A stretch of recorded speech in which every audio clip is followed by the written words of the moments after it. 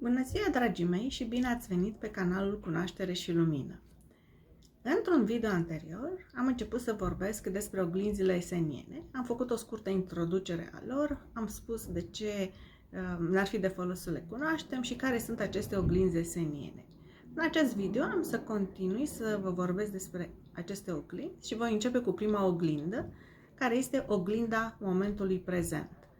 Ea ne arată, această oglindă ne arată cum suntem noi în acest moment și nu cum am vrea să arătăm în exterior că suntem. Această oglindă, să spunem că are cam două componente. Este vorba de cum suntem noi exact în acest moment, prima componentă, și a doua componentă ar fi cum suntem noi în viața de zi cu zi. Deci ține tot de momentul prezent, cum suntem noi în interior. Voi începe cu prima parte și anume momentul prezent, deci cum suntem noi în această secundă. Și am să dau câteva exemple. Să spunem că cineva se întoarce de la serviciu, este supărat, s-a enervat la serviciu, se pare că acolo totul este un haos și se întoarce acasă cu gândul că o să se liniștească acasă.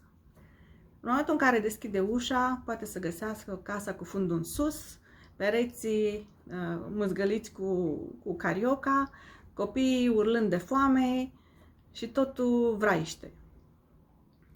Acesta ar fi un exemplu de o oglindă care reflectă cum este în interiorul acelei persoane. Un alt exemplu. Să spunem tot la fel că suntem nervoși. Cineva este nervos, se suie în mașină și vrea să ajungă în locul X. Ce se poate întâmpla? Ce oglindă poate să-i apară pe traseu? Se poate întâmpla să întâlnească șoferi nervoși, șoferi care să-i taie calea, s-ar putea chiar să se blocheze traficul, s-ar putea, dacă furia este prea mare sau enervarea este prea mare, s-ar putea chiar să explodeze un cauciuc. Deci toate acestea reflectă tot la fel o stare.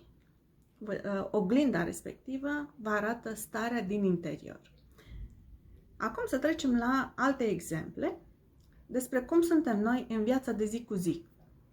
Este, bineînțeles, ține tot la fel de momentul prezent, cum suntem noi, deci cum suntem în interior, cum am spus, și nu cum vrem să părem în fața celorlalți.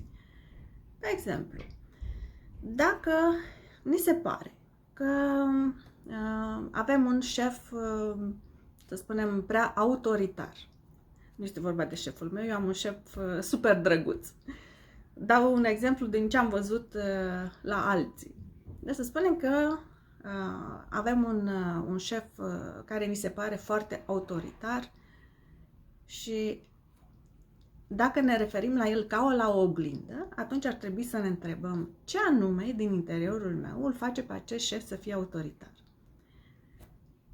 Deci, cum sunt eu? Sunt eu o fire autoritară? Dacă da, atunci voi avea și un șef autoritar. Poate veți spune, nu, eu nu sunt o fire autoritară. Bun, atunci unde? Pe un segment al vieții tale, unde ești tu autoritar? Poate ești prea autoritar în familie, cu copiii.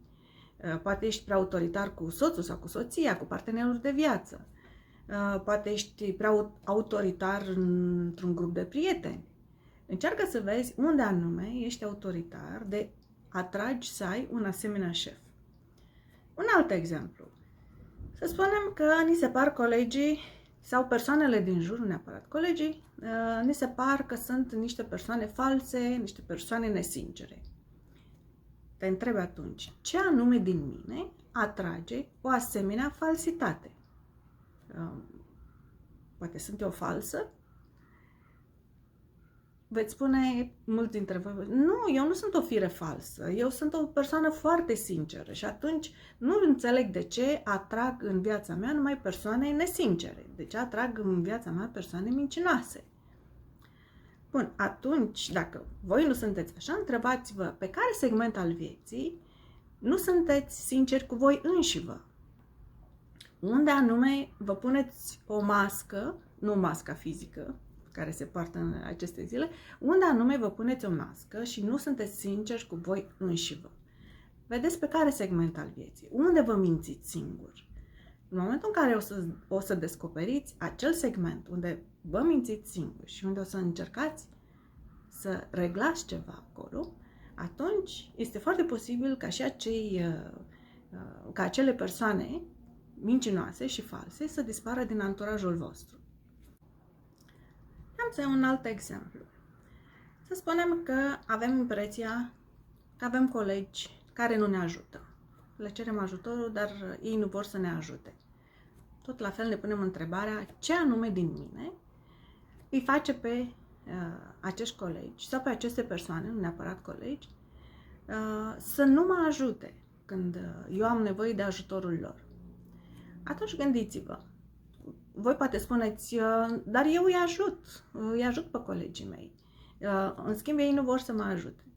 Atunci ne punem întrebarea, unde anume, pe care segment al vieții, eu nu-i ajut pe ceilalți. Tot la fel. Poate nu-i ajut, poate n-ajut în familie. Poate pur și simplu stau și mă uit pe pereți și las soțul sau soția, în funcție de ce sunteți, îi las să facă singur treaba în casă. Poate nu ajut părinții. Gândiți-vă, poate este undeva un segment în viața voastră unde nu ajutați pe cineva, deși sunteți rugați și deși ați putea să ajutați, dar nu ajutați.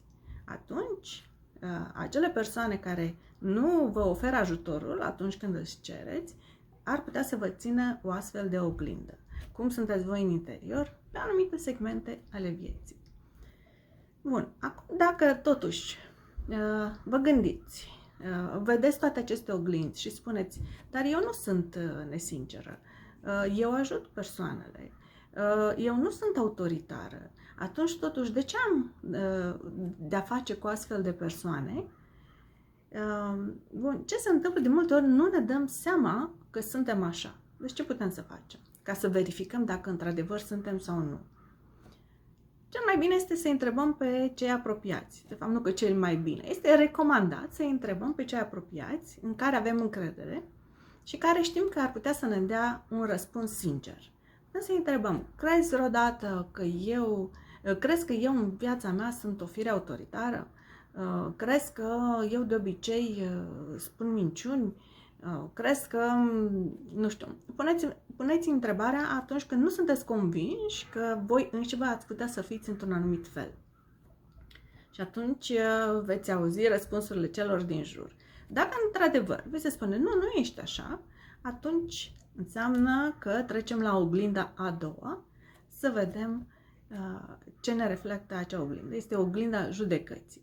Dar despre oglinda judecății am să vă povestesc în video următor. Acum ce vreau să mai spun, ca să nu închei acest video într-o notă pesimistă, bineînțeles că atragem și partea bună.